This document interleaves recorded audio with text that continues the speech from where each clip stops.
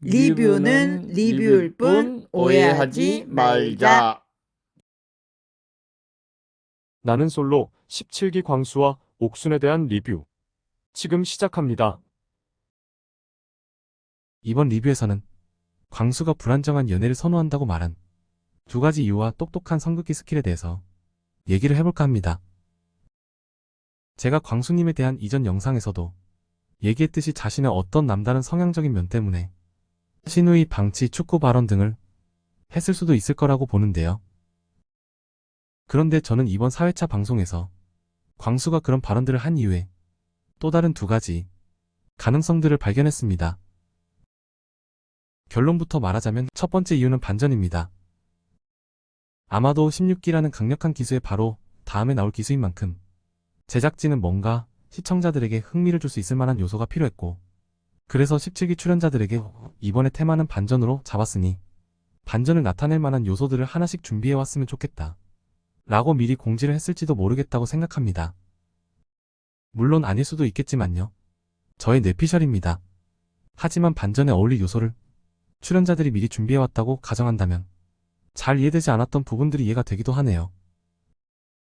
예를 들어서 영숙이 첫 등장에서는 하얀 원피스를 입고 나와서 요조 숙녀의 이미지를 줬다가 두 번째로는 어깨를 다드러낸 헐벗은 모습으로 반전의 섹시한 이미지를 주고자 했던 이유.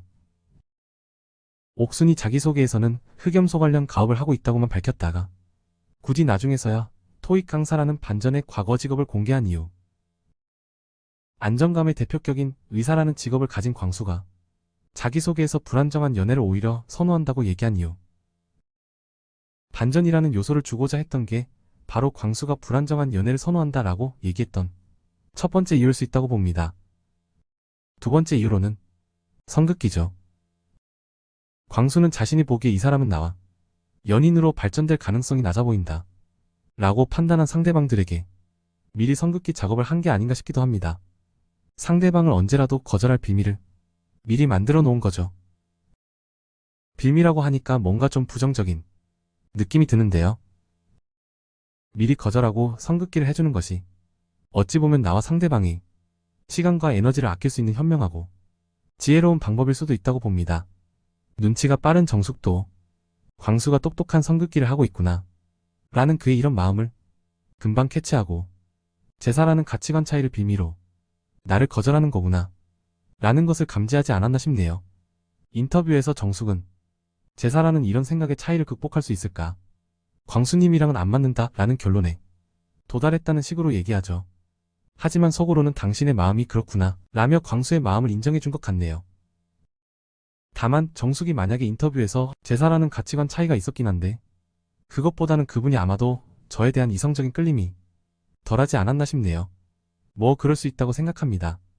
라며 본질에 대한 얘기를 솔직하고 쿨한 모습으로 인정했었다면 어땠을까 싶네요. 다들 알고 있습니다. 말로 겉으로 표현하지 않았을 뿐 결론적으로 보면 본질은 그런 거죠. 그는 당신에게 반하지 않았다. 즉 이성적인 끌림이 없다는 거죠.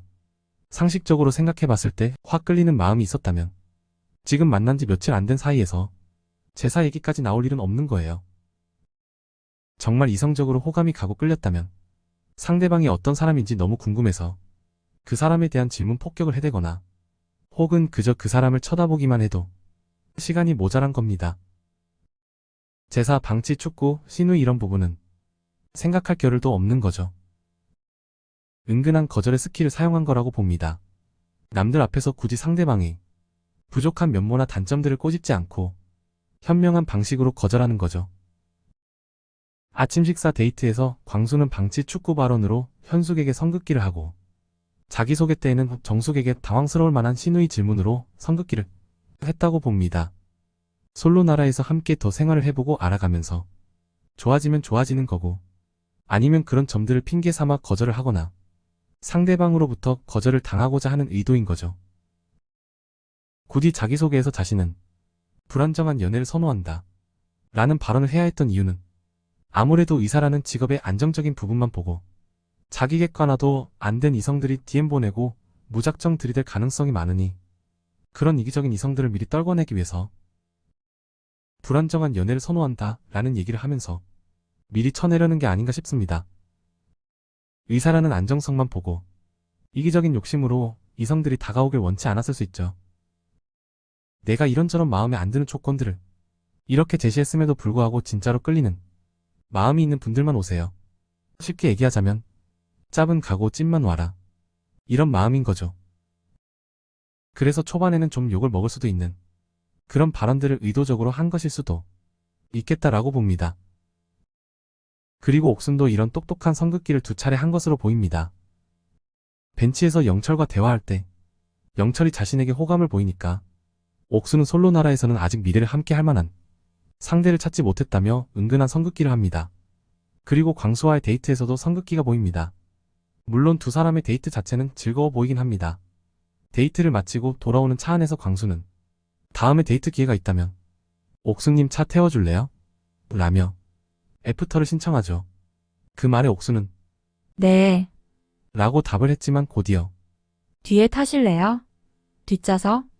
이라며 센스있게 성급기를 하는 모습을 보여줍니다. 17기는 다들 이렇게 상대방에 대해서 빠르게 판단하고 성급기에 바쁜 사람들이다 라는 그들의 성향을 간파한 제작진은 이렇게 두고 보다가는 그냥 이성들이 펜션과 자연을 체험하는 그런 기수가 되지 않을까 하는 불길한 분위기를 감지한 듯합니다. 그래서 나는 너도 좋아라며 이순희의 이성에게 귓속말로 속삭이는 데이트 선택 방식을 마련한 게 아닌가 싶습니다. 연애 프로그램에 나왔으면 연애를 좀 해봐요. 선만 긋고 있지 말고 라고 외치는 듯한 제작진의 다급한 마음이 느껴지네요. 다른 기수였다면 저런 방식에 대한 비난을 하고 논란이 될 수도 있었겠지만 이번 기수에서는 어쩌면 제작진의 적절한 판단이 아니었을까 싶네요. 그리고 여자 출연자분들도 다른 남자 출연자들을 알아보고 싶다는 마음을 얘기한 분들도 몇 분이 있었기도 했고요. 다음 주에 이순이들이 1순위로 올라서는 반전을 보여줄 것인지 기대가 되네요. 이번 리뷰는 여기까지입니다. 도움이 되셨다면 구독과 좋아요 부탁드립니다. 감사합니다.